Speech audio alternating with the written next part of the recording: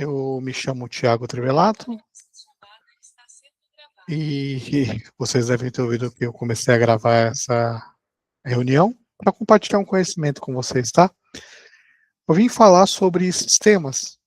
O porquê que é importante eles terem rastreabilidade, quais são os níveis dele, como faz para debugar, o que acontece quando um sistema em produção falha, e alguns recados desse contexto de confiabilidade de sistemas em produção, porque não adianta pensar que você está construindo e desenvolvendo apenas para você, né? Na realidade, você vai entregar o sistema para um cliente. E quando esse cliente usa o sistema, você tem que ter a confiabilidade dele e manter esse sistema em produção da melhor maneira possível, beleza? Esse é o contexto da nossa conversa. Bem-vindo. Então aqui, pessoal, vamos pensar que um sistema, ainda mais atualmente, ele é desenvolvido em múltiplas camadas, né? Você também tem sistemas monolitos, e aqui eu vou trazer o contexto para quem não conhece, para entender a diferença, tá?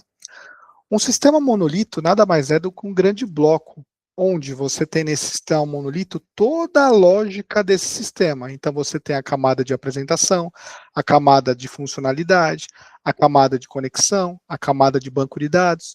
Então o sistema monolito, como era o padrão de desenvolvimento antigo, tá? Não é atual, mas ainda existem muitos sistemas que são sistemas legados, que a gente chama, que eles precisam participar de uma modernização. Eles ficam num grande bloco, um bloco único de sistema. E o problema disso é você dar manutenção nesse sistema, colocar uma nova funcionalidade, porque você não vai desligar apenas uma parte do sistema, você vai desligar o sistema como um todo, tá bom? E quando você vai para um sistema mais moderno, você consegue criar um microsistema, um microprojeto. Então você consegue separar as camadas desse sistema, o que faz facilitar essa manutenção, essa adição de funcionalidade, né? Porque no mundo de hoje a gente sabe que a velocidade para entrega para o cliente final ela é muito valorosa, ela é necessária. Então, imagina toda vez que eu subir uma nova funcionalidade eu ter que desativar o sistema inteiro. É muito mais complexo isso do que eu fazer em pequenas camadas.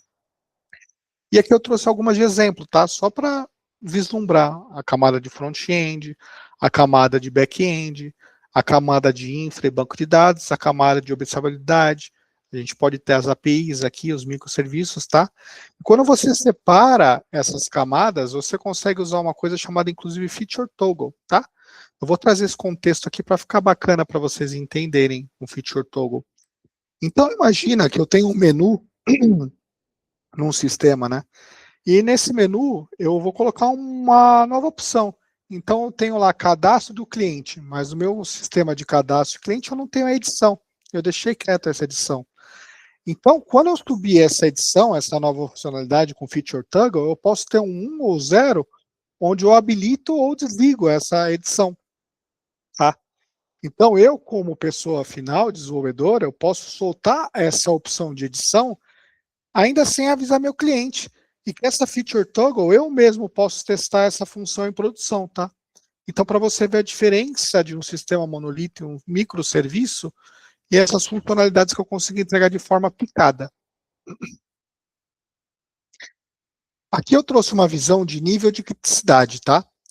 Então, vamos saber que um sistema, ele tem níveis.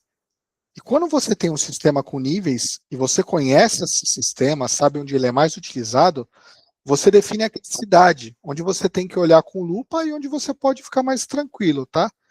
Então, eu coloquei aqui 5 níveis para a gente dar essa checada, né? O nível crítico, o nível alto, o nível médio, baixo e de apoio.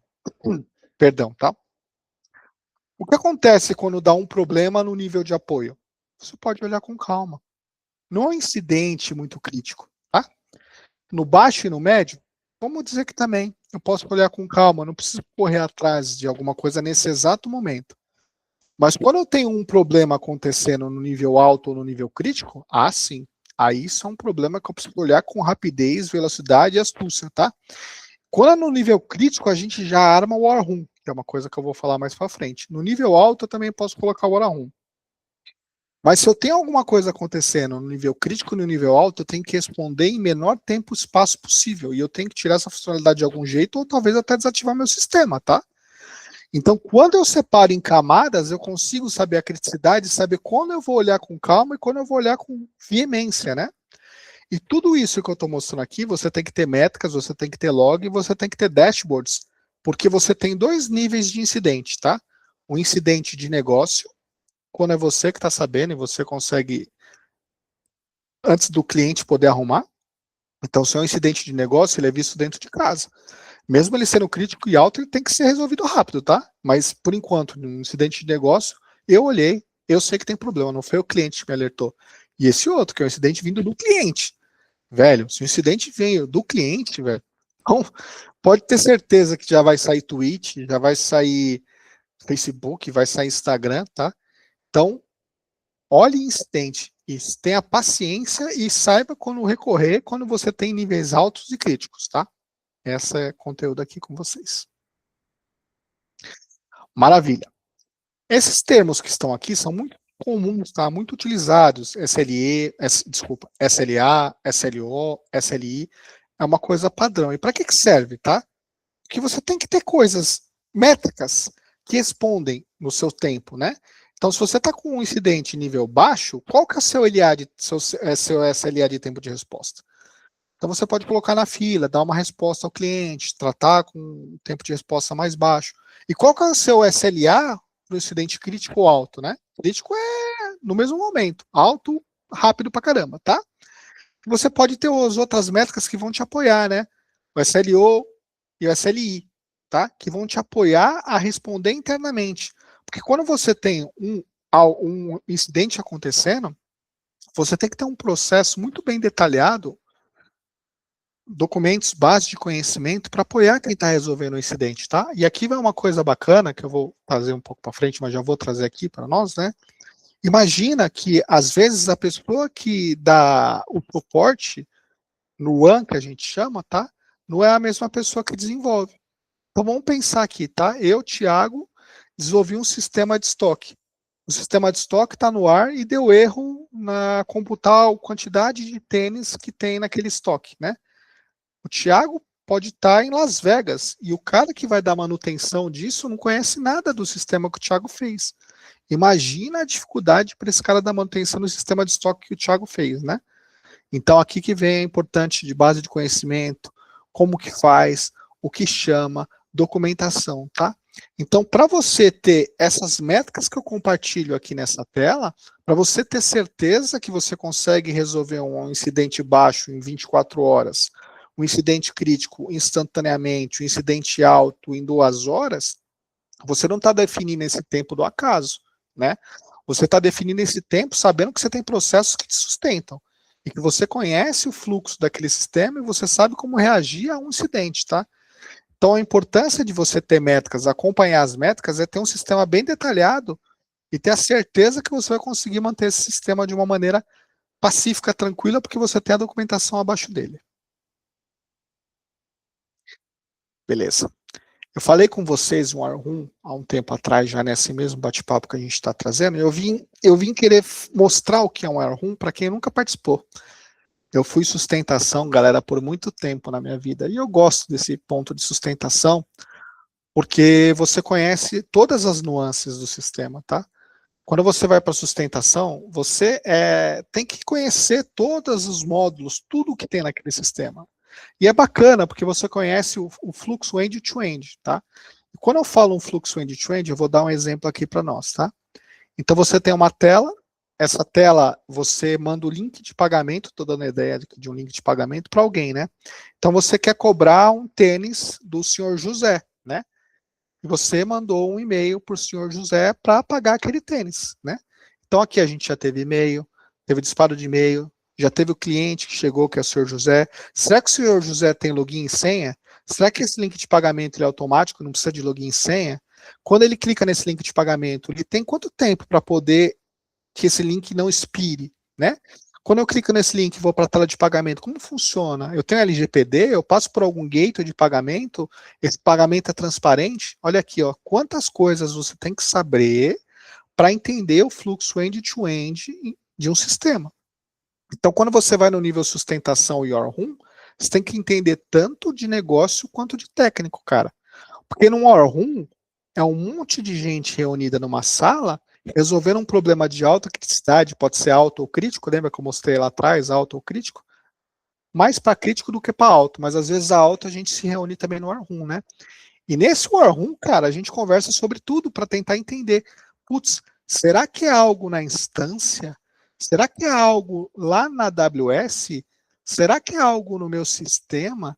Será que é performance? Será que o DNS saiu fora? O que nessa chamada aqui está dando problema?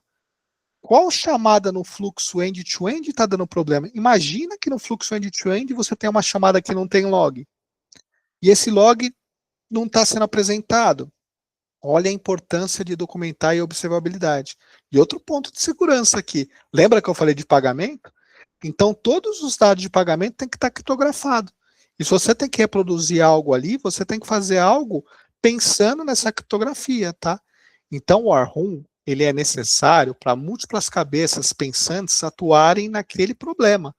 E lembrando que quando você tem um problema acontecendo, lembra que eu falei que eu posso ter desenvolvido o sistema de estoque e estar nas Vegas? Então, o cara que desenvolveu o sistema de pagamento pode não estar lá. O cara que desenvolveu o sistema de e-mail pode não estar lá. Então, eu tenho que ter a base de conhecimento e a documentação muito bem fluida. E aqui eu tenho que ter a necessidade de poder chamar pessoas de diferentes locais para poder me apoiar nesse War Room. Porque às vezes uma pessoa que está debugando aquela chamada, e eu estou com aquela chamada de API, e eu não estou entendendo ela, puta, tem um campo naquela chamada de API que chama sabonetinho. O cara chamou o campo de sabonetinho. Só o cara que chamou o campo de sabonetinho vai poder falar para mim. É exatamente no campo de sabonetinho que eu não sei o que é e eu não tenho documentação, cara. Então, o War Room serve exatamente para isso, cara. É um momento crítico onde as pessoas se reúnem para saber o que significa aquele campo sabonetinho para resolver o problema do pagamento do cliente lá do link de pagamento. Tá dando problema agora. O cara quer pagar agora. Eu tô perdendo dinheiro agora, tá? Vamos entender esse contexto aí. Lembrar. Documenta muito bem, cara, quando você desenvolve. Lembra que tem pessoas que vão estar lá resolvendo um problema em produção no RAM do seu sistema que pode não ser você. Então, aqui a empatia é totalmente interessante. Seja empático no desenvolvimento do seu sistema. Por favor, eu já peguei cada bucha, cara, em sustentação.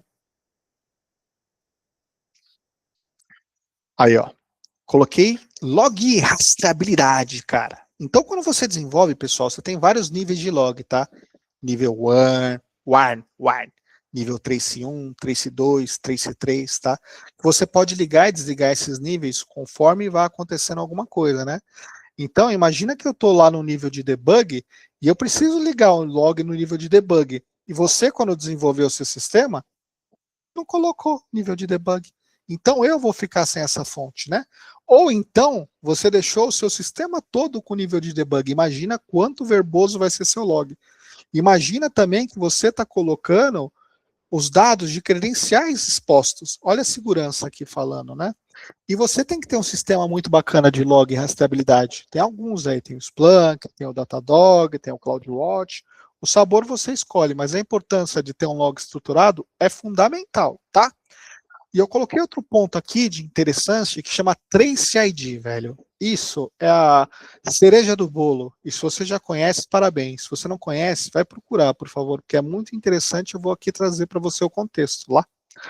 Lembra que eu falei para você do sistema de e-mail lá no capítulo anterior? Onde o cara lá recebeu o e-mail, vai pagar o tênis, vai passar pelo Gateway ID e tudo mais. Perfeito? Então, do momento que eu faço, do momento 1 que eu estou disparando o e-mail, ao momento final onde o cara vai receber o sapato na casa dele, eu tenho que ter um Trace ID, que é um ID único que vai conseguir passar por todo o fluxo end-to-end, que é o ID que vai me conectar a todas as APIs ou qualquer sistema que seja necessário desse processamento. Imagina que maravilhoso eu conseguir saber que o Trace ID 123 falhou na parte de pagamento. Então, eu, como um cara de RAM, vou ficar mais tranquilo em conseguir procurar estruturar essa lógica do meu raciocínio, para saber que na chamada barra pagamento, barra sapatinho, o Trace ID 123 está falhando porque o cartão de crédito do cara não está mais funcionando. E não foi um erro do sistema, foi um erro do cartão de crédito. Então, o Trace ID conseguiu me falar qual API deu o problema, né? Ficou mais fácil para mim. E quando eu tenho esse controle, eu tenho a documentação da API, também fica fácil para mim saber que o problema foi no cartão de crédito, que eu tenho as respostas. Imagina você fazer um pagamento do sapato lá no link de pagamento e ter a resposta 0,77. Só veio para você 0,77. Parabéns. Engole esse 0,77 aí. Até respirei para falar aqui, né? O que é o 0,77? Pelo amor de Deus! Né? Então você tem que ter um depara para falar para o cara que está sustentando que 0,77 é falha no pagamento por falta de saldo. Tudo bem você ter um 0,77, eu não vou reclamar para você. Lógico que você poderia ter um texto falando, né? Mas se você me der o depara do 0,77, beleza. Então eu vou conseguir ligar o 0,77 ao Trace ID 123, sabendo que foi falha no pagamento. Então eu, em um momento de crise, fico mais tranquilo, tá? Então aqui o que eu comento é saber como debugar, como colocar o log, qual ferramenta, aí você pode escolher o sabor, Datadog, Splunk, CloudWatch, fica a seu critério. Mas, lembrando, tá? Log por log não está na tua cabeça, meu filho. Não é o que você quer escrever. Erro genérico 123. Erro número 55. Falta de pagamento. BIM incorreto. Sabe, cara? Dá um log melhor para a pessoa que vai entender lá, vai debugar, né? Seja empático também na parte de debugar, na parte do log. E lembra, cara, que você tem o debug, o warn, trace 1, trace 2, trace 3. E cada um desses aí você pode ligar e desligar. Então, mais é melhor. Mas mais com consciência. Não vai colocar tudo debug e deixar o log ligado no debug, porque você vai gerar um gasto descomunal. Porque gasta guardar log. E esse log, se for ainda log de pagamento, você tem que guardar ele por 5 anos. Porque tem normas e critérios de normas para você poder ter um meio de pagamento, beleza? Então aqui eu trago a consciência para você. Log, estruture o log, coloque o depara, saiba os níveis. Valeu, vamos para o próximo. Ó, aqui, ó, fenomenal para quem é arquiteto. Eu adoro arquitetura de sistemas, tá? Sou apaixonado por arquitetura de sistema. E vamos entender, galera, que ninguém faz nada sozinho, né? Todo mundo precisa de uma equipe para trabalhar junto, né? Então, quando você faz esse sistema de meio de pagamento que eu falei lá atrás, você pode cuidar só da parte do e-mail, o outro cara a parte que apresenta o produto, a outra pessoa o front-end, outra pessoa cuida da API, alguém pode cuidar do back-end, alguém cuida do meio de pagamento, né? Então, aqui é saber que você tem suas fronteiras e documentar muito bem as suas fronteiras e ter uma documentação bem estável de API. Saber que você pode versionar essa sua API, mas não pode tirar o histórico do passado. Imagina que você tira um campo que era requerido na sua versão 3.0 e você quebra as 500 pessoas que estão usando sua API porque você tirou esse campo, né? Então, quando você desenvolve o sistema e você sabe que ele vai evoluir, você tem que ter essa consciência de falar, porra, putz, eu tenho 800 pessoas aqui usando a minha API. Eu vou criar a versão 2.5, mas só na versão 2.5 esse campo não vai ser mais necessário. As versões anteriores, tudo bem. Aí quando você for para a versão 2.5 no seu sistema, tudo bem, você vai ter que tirar esse campo porque você está evoluindo a versão 2.5. Mas se você está na versão 1.0, tudo bem, esse campo está lá ainda para você, né? Então, quando você tem essa consciência que você tem fronteiras e você bate em fronteiras e quais são as suas fronteiras, parabéns, você entendeu de arquitetura de sistema. Porque o sistema por si só, ele pode ser aquele monolito que eu falei para você e todo mundo está desenvolvendo nesse monolito junto com você. Mas ele também pode ser um sistema microserviço onde você tem diversos outros sistemas que estão juntos ali com você. Então, é uma grande cidade, né? Imagina lá que seu sistema é uma grande cidade. Você pode ir lá para São Paulo, para Piracicaba, você pode até mudar de estado, ir para Minas Gerais ou ir para a Amazônia, tá? Então, seu sistema é o Brasil, cara. E tem vários estados, várias cidades, várias capitais. E se você não tiver um mapa do Brasil separado por CEP, você vai ficar maluco. E você tem que lembrar que cada CEP tem sua peculiaridade. A sua chamada da API, a sua response, né? Para isso que serve a arquitetura de sistemas, cara. A arquitetura é para isso. Para deixar tudo documentado de uma maneira perfeita, né? Tem um sistema chamado LeanX, tá? Se você não conhece, ele é da SAP, eu já deixo aí para você dar uma paginada. LeanX, dá uma olhada, tá? E aqui eu trouxe essa parte de fronteiras para você pensar. Você é parte de um ecossistema. Seu sistema faz parte de um ecossistema. E talvez o seu sistema chame um ecossistema. E se seu sistema chama um ecossistema, você tem que ser muito bem, ter parceria muito bem feita com as outras pessoas. Fechado? Ó, aqui é um pensamento de produto, né? Produtação. Um produto, ele tem seu ciclo de vida, cara. Ele nasce, ele cresce, ele evolui, ele morre, né? E nesse ciclo de vida que tem um produto, você tem os ambientes dele, né? Desenvolvimento, homologação, produção. E aqui eu vou contar uma coisa para vocês, tá? Nem todo sistema, mesmo ele em grandes empresas ou pequenas empresas, ou o que for, ele é a mesma versão de desenvolvimento, ele é a mesma versão em homologação, ele é a mesma versão em produção. Vou repetir. O sistema é diferente em desenvolvimento, homologação e produção. Olha que maravilha.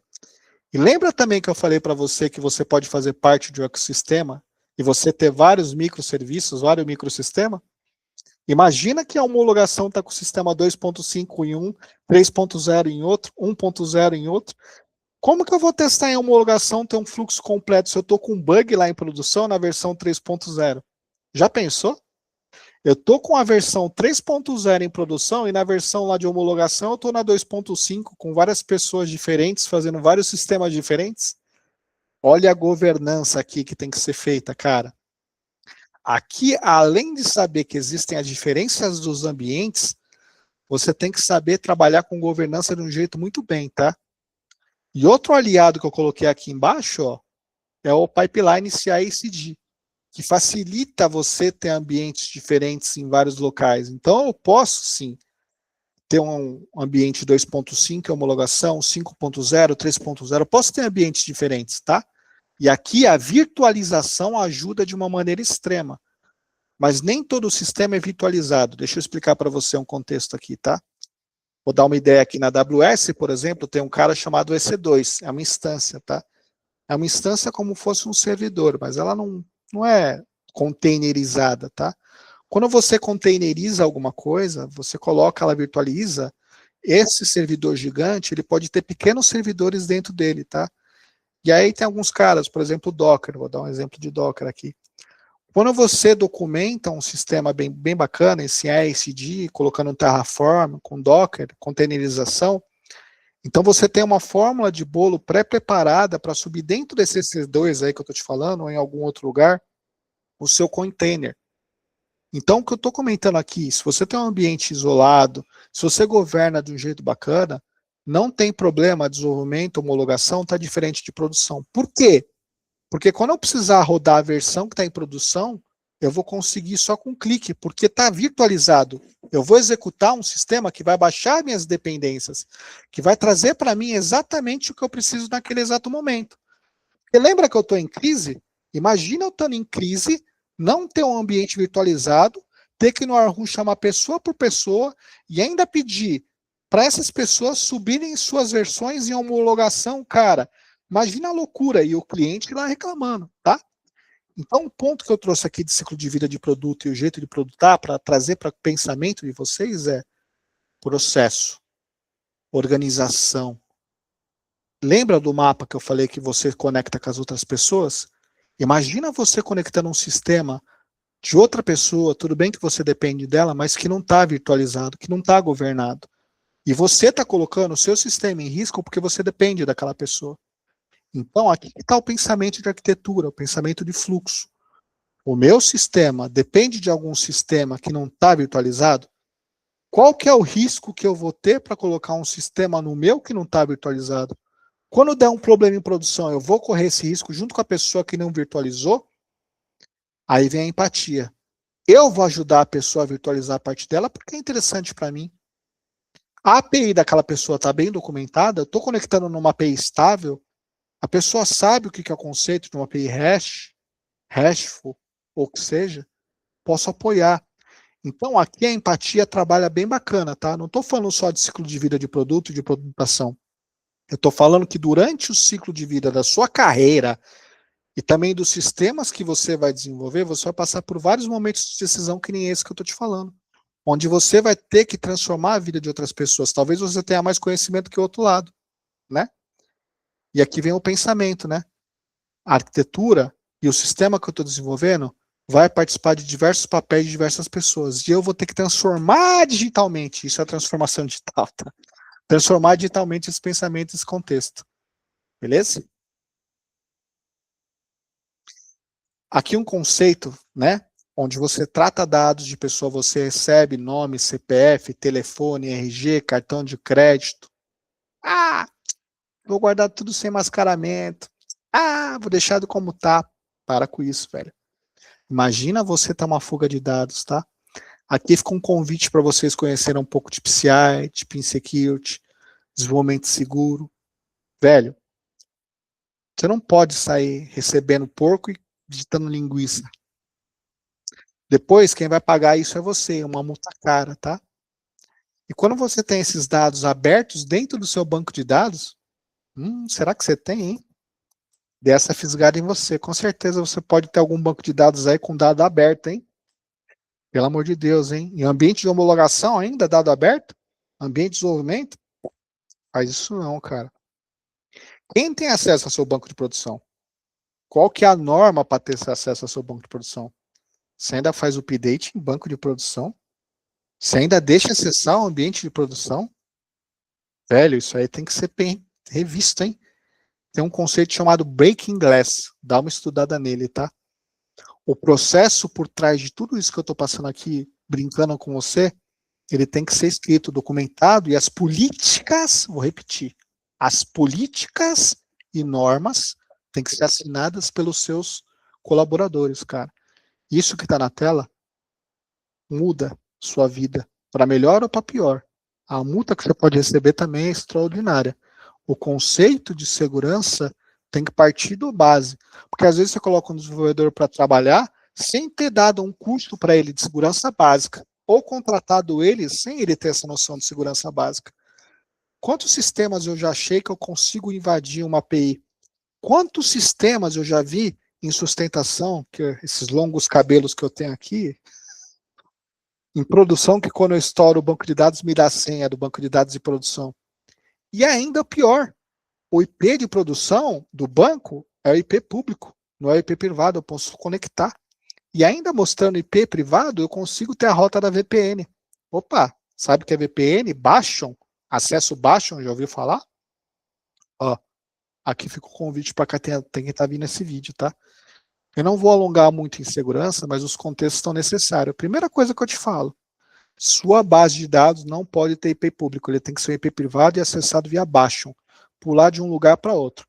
Se eu acesso sua base do sistema lá, lembra que eu te falei da containerização? Se eu consigo conectar na sua base direto do container, já está errado, hein? Qual a rota para conectar na sua base? Só o Bastion pode conectar dela. Vai pensando, vai filosofando. Segurança em primeiro lugar. Fechou? Bom, se você tem um sistema e esse sistema é entregue ao cliente e ele é um sistema crítico e ele tem vários níveis que eu mostrei lá atrás, você tem que pensar nesse conceito de alta disponibilidade, cara, tá? Porque quando você transaciona num e-commerce, num banco, em algum lugar aí que é necessário, o cliente não pode ficar na mão. Você tem que ter vários lugares onde faz o failover. O que é o failover? Nada mais do que, puta, eu tô na versão 2.5, a versão 2.5 deu problema porque eu subi, vou voltar para 2.4, mas a 2.4 vai se conversar com todos os outros sistemas sem dar problema. Arquitetura de novo, tá? Você pode sim e deve evoluir o sistema, né? E é normal aumentar a versão, colocar novas funcionalidades que o cliente pediu. É muito gostoso esse ciclo de vida que eu coloquei lá atrás de maturidade, né? Mas essa maturidade ela tem que ser feita com esse pensamento de autodisponibilidade, redundância, escalabilidade e arquitetura, né? Porque quando você sobe uma versão e essa versão está dando um problema específico no cartão de crédito, por exemplo, o sistema bancário não pode parar. Está dando problema na sugestão de produto, a tela que fecha o checkout não pode parar. Então, você tem que ter essa governança, esse entendimento de versionamento, né? Virtualização que seja fácil eu apontar uma versão para outra. Conceito de API First também vem aqui. Porque se todo o meu sistema é conectado por API e eu tenho microserviços que apresentam front-end, você concorda comigo que eu posso pôr a versão da API 3.0 no ar e tá com a versão do front-end 2.0 e tudo tá vivendo em comum acordo sem dar problema? É o conceito de toggle, tá? Então consigo ligar e desligar coisas em produção sem dar problema, de rollback, por exemplo. Porque um rollback, cara, é muito complexo. Você tem vários processos de gmood, change, né? Então lembra lá que eu estou em War Room? Eu estou em War Room, vendo o problema. Subiu a versão 5.0. Deu problema no cartão de crédito na versão 5.0 em War Room. Eu não sei o que está acontecendo ainda. Vou explicar, vou lá debugar com a galera, estou entendendo.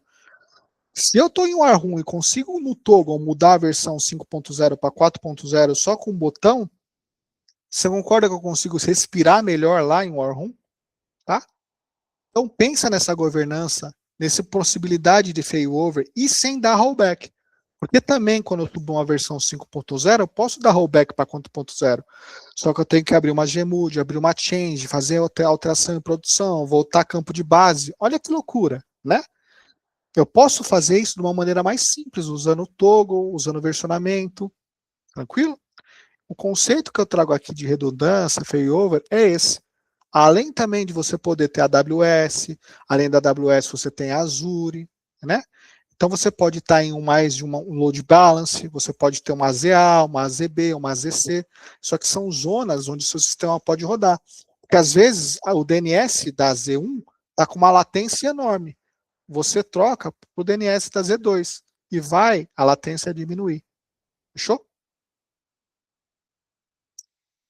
E aqui, para finalizar, né, a gente está chegando no final, é um conceito para você que está me vendo até agora, que você vai ver depois, ou se você não viu, veja.